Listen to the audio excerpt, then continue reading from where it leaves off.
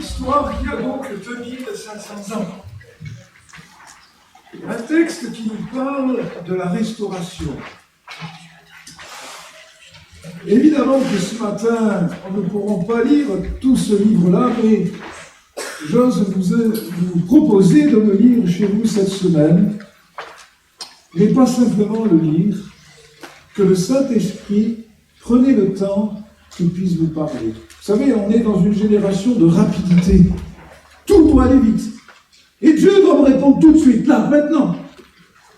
C'est comme ça, parce que la société dans laquelle nous sommes veut que ce soit très rapide. Et c'est une des raisons de la frustration que nous pouvons vivre, c'est que quand Dieu ne répond pas quand nous voulons, alors nous pouvons être attristés. Pourtant, la parole de Dieu est certaine. Ce que Dieu dit, il accomplit.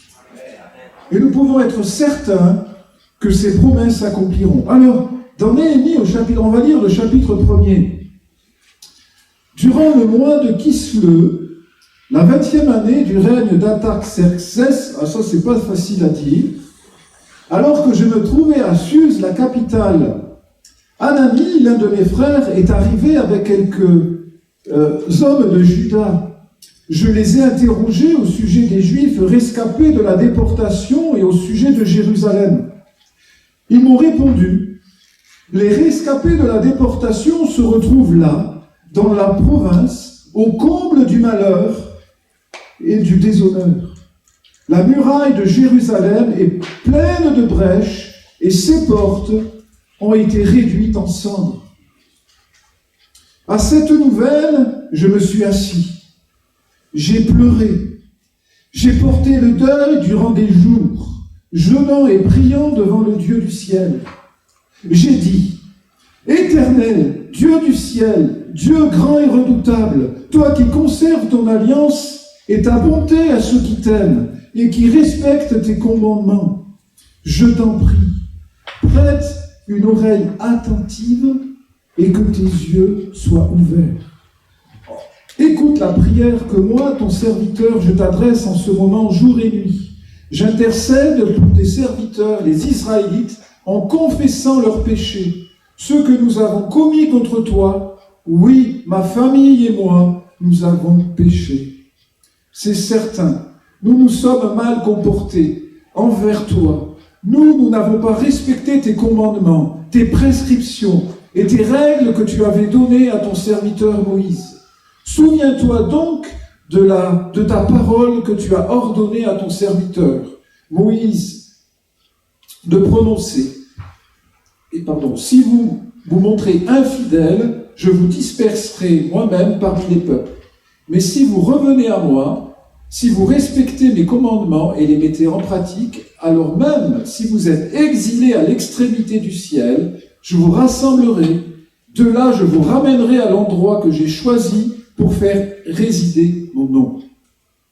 Ils sont tes serviteurs et ton peuple, ceux que tu as rachetés par ta grande puissance et ta force. Seigneur, prête donc une oreille attentive à la prière de ton serviteur et à celle de tes serviteurs qui prennent plaisir à craindre ton nom.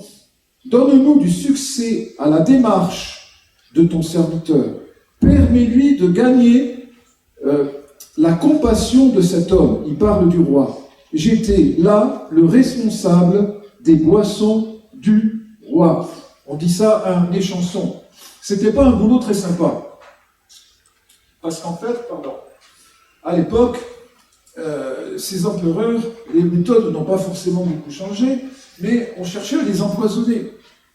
Et il fallait un homme de confiance pour pouvoir boire avant la boisson. Et je suppose que Néhémie, il devait quelquefois trembler si la boisson était empoisonnée. En tout cas, Dieu a veillé sur lui. Il était à un poste clé, nous dirions aujourd'hui un haut fonctionnaire. Il était à la cour royale au plus haut niveau. Vous savez que le nom de Néhémie signifie la consolation de Dieu. Et ça, c'est toute une œuvre que Dieu fait depuis le début. L'œuvre de Dieu, c'est de restaurer. La restauration. Depuis avant qu'il y ait le premier atome sur cette terre, ça a été ce que Dieu a fait. On ne sait pas les raisons, on l'apprendra peut-être un jour dans le ciel, mais avant que nous puissions voir les oiseaux, la mer, le ciel, la montagne, le Mont Blanc, j'habite près d'Annecy, et il y a Chamonix, et là on est devant cette nature incroyable. C'est incroyable. Hein. Au Nîmes, on a les arènes, mais... Hein.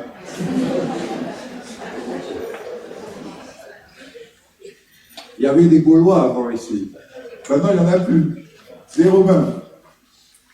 Et donc, ce qui s'est passé, c'est qu'il y avait des ténèbres au-dessus de la terre.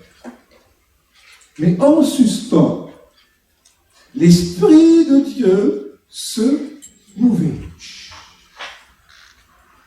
Et ce que l'Esprit attendait, c'est que Dieu parle. L'Esprit de Dieu et la parole de Dieu ensemble, c'est la création. Et du chaos, Dieu, il a fait ce que nos yeux voient. Premier rendez-vous. Deuxième rendez-vous, Adam et Ève. Pendant d'abord 5 jours, il fait des choses très bonnes. Et puis le 6e jour, Dieu dit, en parlant de toi et de moi, c'est très bon. Je suis une créature si... non, j'ai pas pris la grosse tête, hein. Et malgré le fait qu'ils ont manqué le but, vous savez que ils n'étaient pas appelés à travailler, là. Ils étaient appelés à régner. C'est différent. Et ils devaient, leur travail ou leur règne, c'était de l'étendre d'Éden jusque sur toute la terre. D'où le mot royaume que Jésus va reprendre et réinstaurer. Et là, le Seigneur, Dieu est là, et ils veulent se cacher de leur nudité, comme si Dieu ne savait pas. Et Dieu va commencer une restauration. Tout au long de l'histoire, le Seigneur a restauré. Troisième rendez-vous, Dieu va susciter un peuple à partir d'un couple très âgé, 100 ans, Abraham. C'est l'âge de l'EHPAD.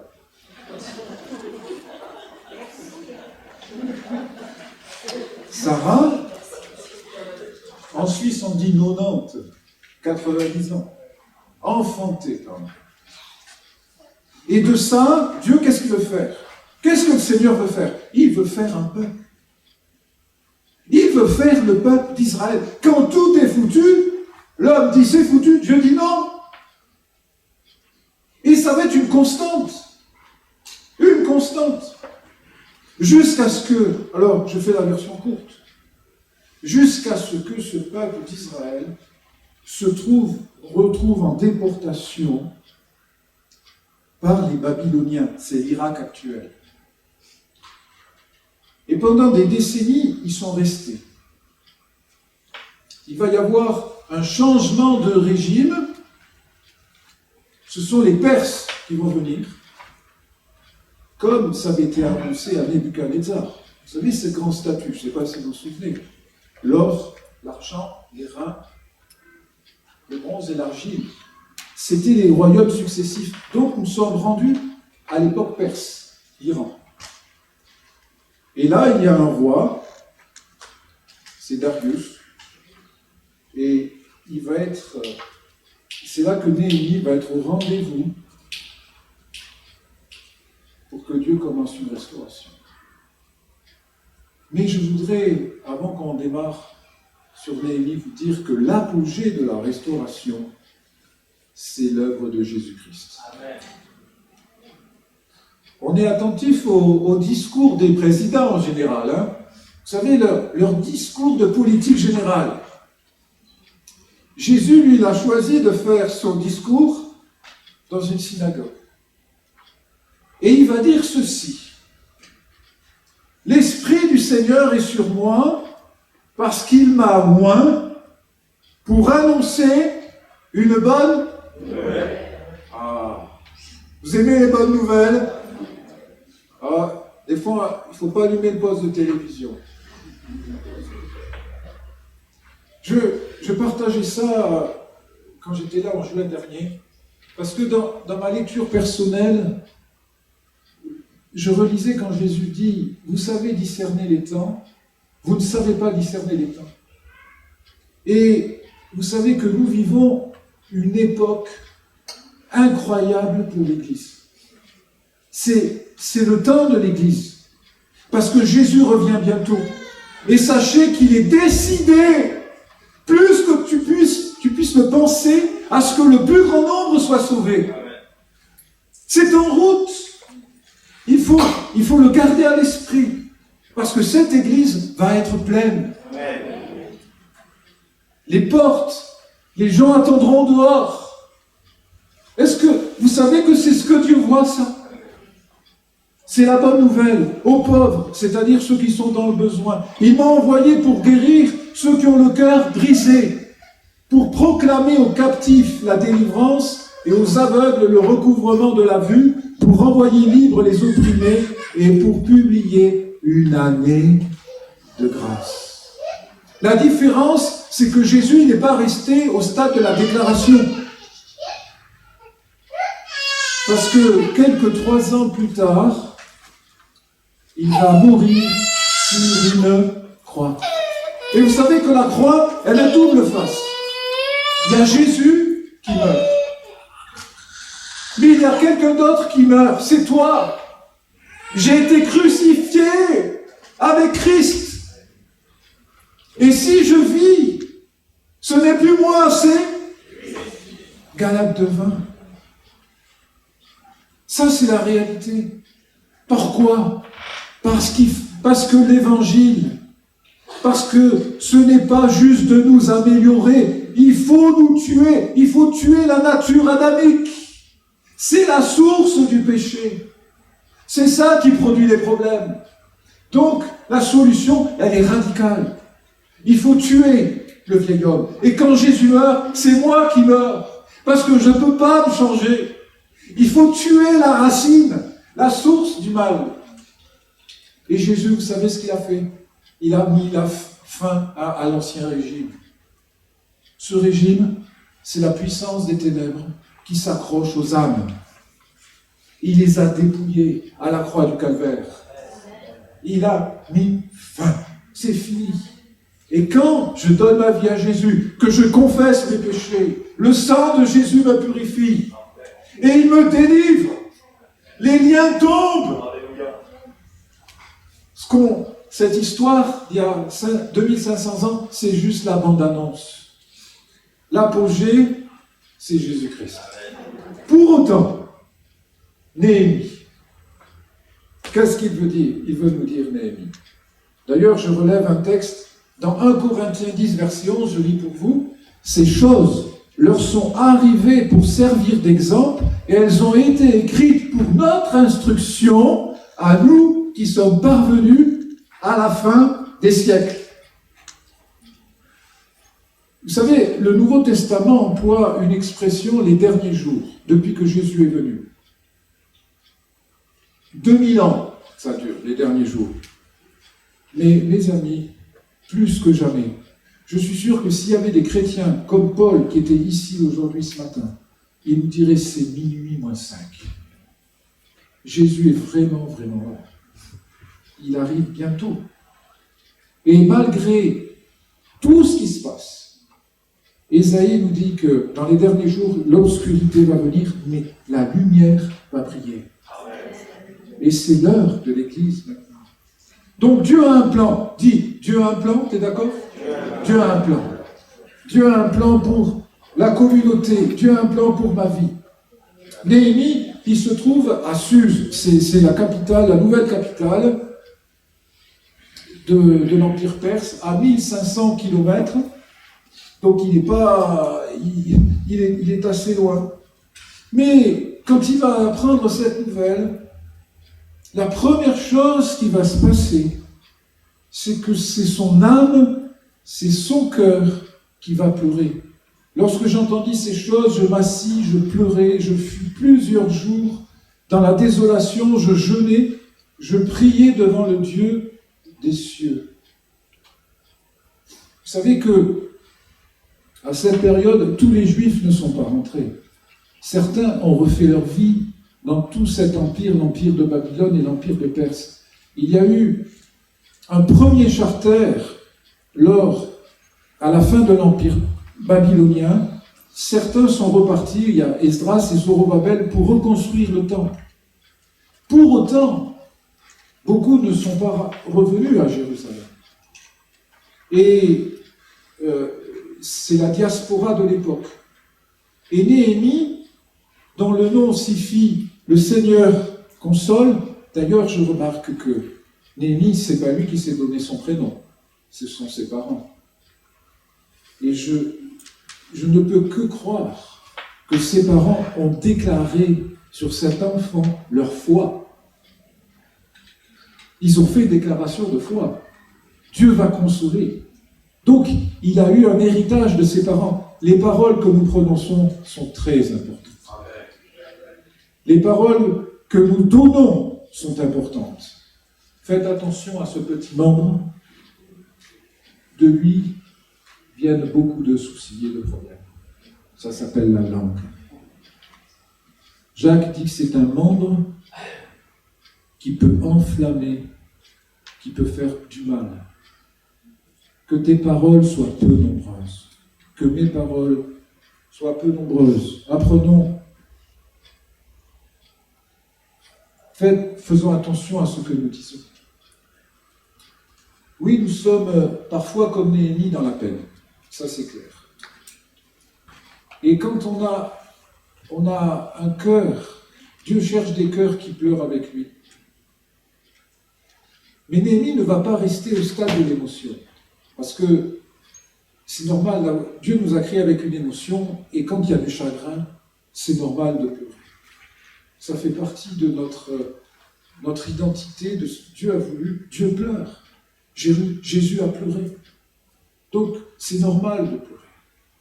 Mais la parole de Dieu, à un moment donné, doit venir. Et là, donc, il pleure, mais il n'en reste pas là. Il va chercher la volonté de Dieu. Est-ce que vous vous souvenez de ce que Jésus dit dans Matthieu 6, 33 ?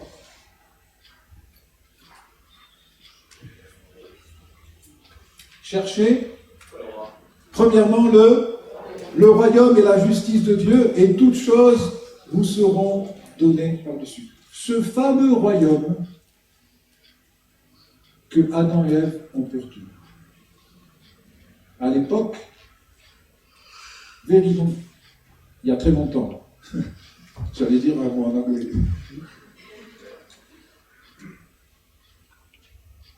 Dans cette présence du jardin d'Éden, il y avait la présence de Dieu, pas de maladie, la joie, la paix,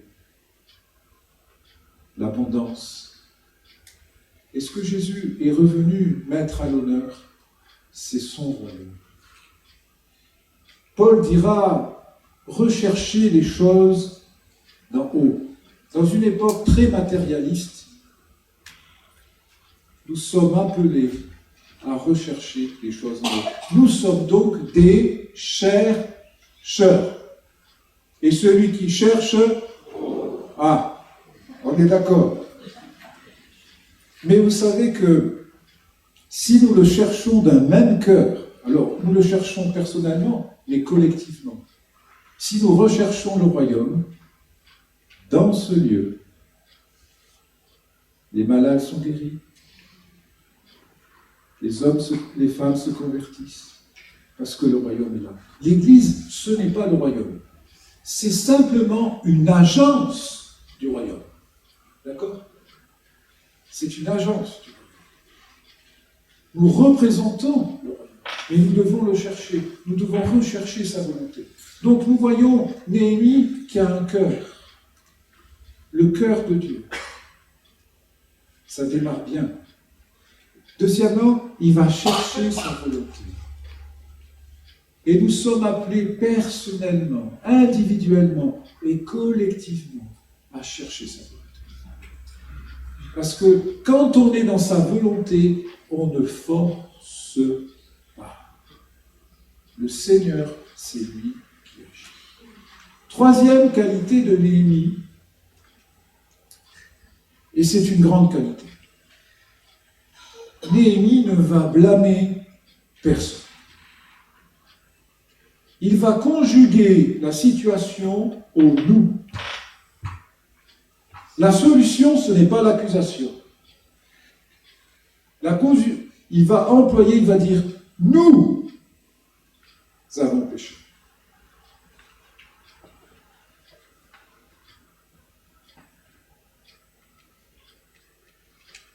L'œuvre de Dieu, c'est de faire quand nous sommes réunis ensemble. Vous savez, il y a des promesses qui sont collectives, qui sont personnelles. Mais il y a certaines promesses que nous pouvons recevoir que dans la puissance de l'accord. Alors, l'accord, c'est un principe qui existe dans notre société civile. Je vais vous faire une anecdote. Je travaille à Genève.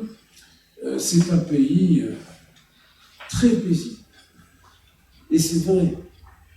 Je crois qu'ils sont dans l'héritage de la réforme. Vous savez que même leur pièce de monnaie, la pièce de 5 francs, un jour j'étais avec un chef d'entreprise et je lui pose cette question, pourquoi ce pays est si béni? Il me donne une pièce de 5 francs suisse et je ne comprends pas. Je lui dis, mais qu'est-ce que ça veut dire? Il me dit, regarde ce qu'il y a écrit. Alors c'est écrit en tout petit en latin, ça veut dire Dieu pourvoit. C'est-à-dire que le gars, il va acheter son pain le matin avec sa pièce et il dit Dieu pourvoit.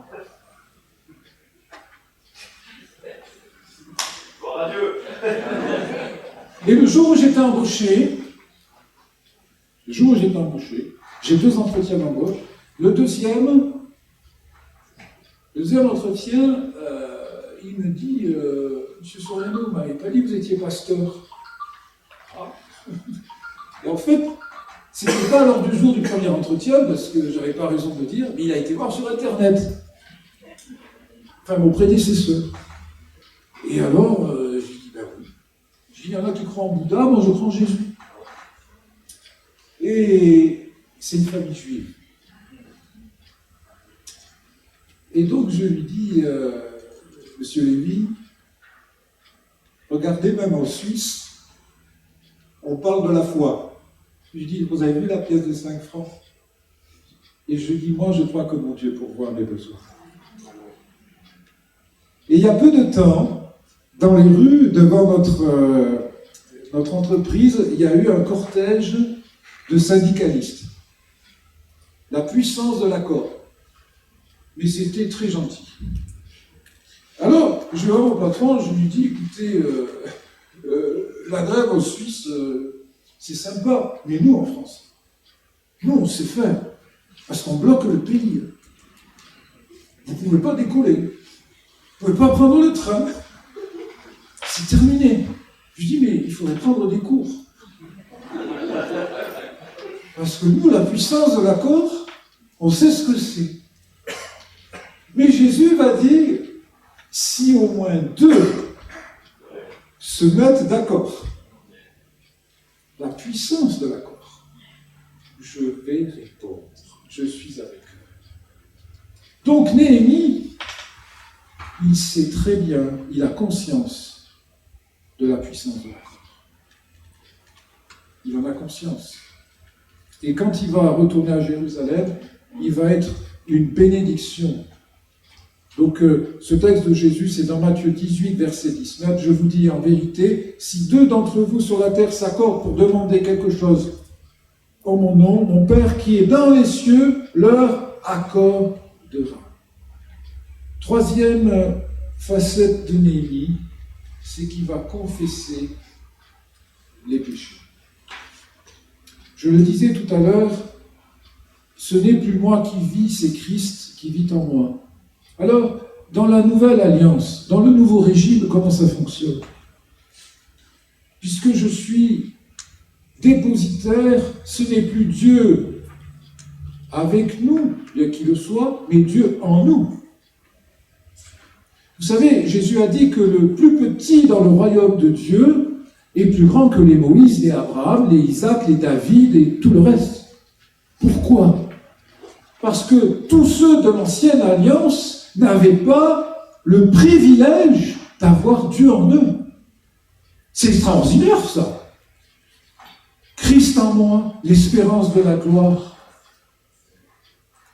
Donc, les péchés sont pardonnés, mais ce qui se passe, c'est que quand je suis en désaccord avec la volonté de Dieu, je manque la cible. Et il y a quelqu'un au fond de moi qui est triste, c'est le Saint-Esprit. Il est bien là. Et je ressens une tristesse. J'ai péché. Alors, quelle est la solution? Le sang de Jésus. Il faut être... On n'a rien à cacher au Seigneur. Moi qui vous parle, je pêche. Dans le sens que je ne recherche pas le péché. Et je dois, quand le Saint-Esprit, si j'attriste, je dois demander pardon.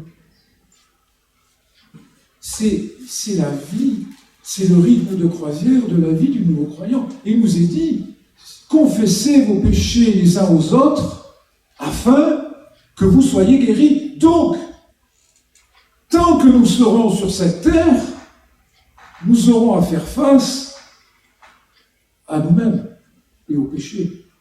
Mais, il y a un mais.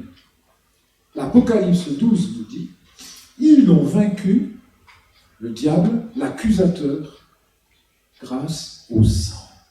Le sang de qui? De Jésus-Christ. Oh. Le sang des boucs, comme je vous ai dit, c'était la bande-annonce, mais ça n'a pas réglé la nature du péché, et ça n'a pas réglé le péché de l'homme. Donc, le Saint-Esprit, dans la nouvelle alliance, il est en moi, et il m'amène dans la volonté de Dieu. Ça, c'est un bon GPS. Hein. Il ne va jamais manquer l'adresse. C'est précis. Et le Saint-Esprit te conduira dans toute la vérité. Ce qui est bon pour ta vie. L'autre qualité de Néhémie, c'est qu'il va déclarer la parole de Dieu. Donc il est dans l'émotion, il demande pardon en employant nous, il s'inclut. Mais la troisième étape, ça va être de déclarer les promesses de Dieu. Ce que Dieu a dit dans cette situation. Et ça, c'est bien. Parce que quand nous aurons péché, si nous revenons d'un cœur repentant, tu vas nous sortir d'affaire. C'est ça que Néhémie est en train de rappeler. Il a une conversation avec le Seigneur. Et nous pouvons toujours compter sur sa parole. Toujours. Nous ne pouvons pas vivre d'émotion. Nous ne pouvons pas vivre uniquement... Le Saint-Esprit qui est en nous a besoin de la parole de Dieu, parce que comme le jour de la création, il est venu ensemble, ils sont indissociables. Saint-Esprit et parole, ça fonctionne ensemble. Et la promesse de Dieu se réalise. Le Saint-Esprit vient et dit, je confirme cette parole. Sois guéri. Je veux que tu sois guéri. Le psaume 103 nous rappelle que c'est la volonté de Dieu que nous soyons guéris. Qu'est-ce que dit ton corps? C'est vrai, c'est la réalité. Ça, c'est la réalité. Mais la vérité, c'est quoi? C'est ce que Dieu dit de la situation. Et si tu laisses le Saint-Esprit la parole, miracle. Moi, c'est ce que je crois. Vous croyez ça? Donc, Néhémie, évidemment que l'apôtre Paul, c'est un principe de la foi. Il dira, parce que j'ai cru, j'ai parlé. Quand la foi vient, vous savez, la foi c'est un don, on en a parlé hier. La foi c'est un don. On l'apprend pas à l'école de théologie. La foi c'est un don. C'est un don de Dieu dans Éphésiens. C'est une grâce qui nous est faite. Même de croire en Dieu, ça vous dépasse. C'est un don. Et ce don-là, tout au long de notre vie, il va être exercé. Parce qu'il y a des situations, écoute-moi. Nous sommes tous concernés. Moi, le premier qui vous parle. Il y a des situations que Dieu permettra où seule la foi sera ton recours. Seule la foi en Jésus-Christ. Et Hébreux 12 nous dit, faites attention à vos fardeaux et à vos péchés qui vous enveloppent si facilement. Gardez bien les yeux sur l'auteur de la foi qui est Jésus-Christ. Néhémie, bien qu'il ait 500 ans avant Jésus-Christ, il est comme Paul. Il croit, alors il parle. Enfin, je vais arriver sur ma conclusion. L'équipe que vous préparez. Néhémie, c'est une source d'encouragement. Pourquoi? Il pleure, il parle comme Dieu, il visionne la victoire comme Dieu. C'est-à-dire que la muraille, tout, c'est un chaos total. Il croit que c'est possible qu'elle soit construite. Et elle va l'être. Vous savez, en 52 jours, des hommes et des femmes qui n'ont aucune expérience en bâtiment. Et le livre nous dit qu'ils étaient bourrés de conflits internes. Conflits internes. Aucune expérience en bâtiment, et en 52 jours, ils vont bâtir la muraille. Regardez la détermination de Dieu sur un peuple et sur une communauté pour la restaurer. Ça, c'est le plan de Dieu pour vous. C'est le plan de Dieu pour l'Église. Dieu restaure. Nous, on condamne. Lui, il restaure. Il va restaurer chaque vie. Chacun d'entre vous. Le pasteur et sa femme. Restaurés. Tout le monde restauré. Vous le croyez? Néhémie, c'est contagieux. C'est un homme contagieux. Alors il arrive sur place. D'abord, il ne se précipite pas.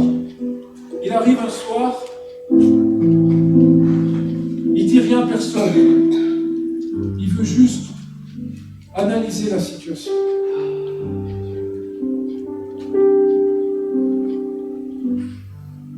Et je l'imagine devant ces ruines, avec la présence de Dieu en lui. Et Dieu lui parle. Dieu lui dit, ces murailles vont être reconstruites. Ces portes inexistantes, elles vont revenir.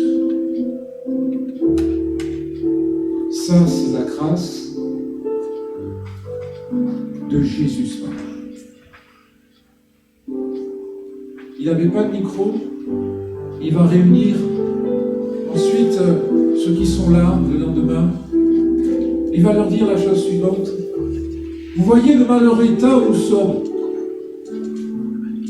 Jérusalem est détruite. Et ses portes sont consumées par le feu. Venez, rebâtissons la muraille de Jérusalem et nous ne serons plus dans l'opprobre.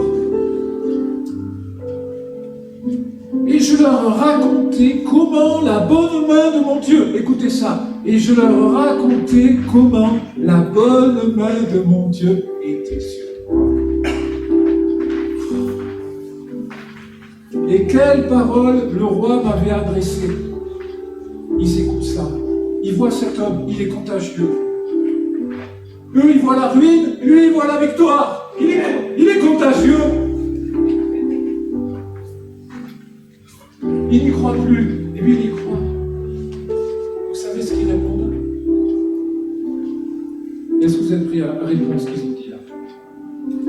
Levons-nous et bâtissons. Vous êtes prêts à ça? Est-ce que vous voulez vous lever? Est-ce que vous voulez vous lever? Et levez physiquement. Et levez avec votre âme aussi. Levons-nous et bâtissons. Dieu veut voir des hommes et des femmes restaurés. Dieu a la solution. Ce matin, regardez. Il s'occupe de tout, il sait tout, il sonde tout. Et il est capable de tout remettre en route et il va le faire. Oh Saint-Esprit, merci de nous conduire pendant un chant. Et on va laisser le Saint-Esprit. Maintenant, c'est son heure. Moi, j'ai fait ma part, maintenant, c'est l'heure du Saint-Esprit. Et si tu crois à ça, il va te toucher. Merci. Alléluia.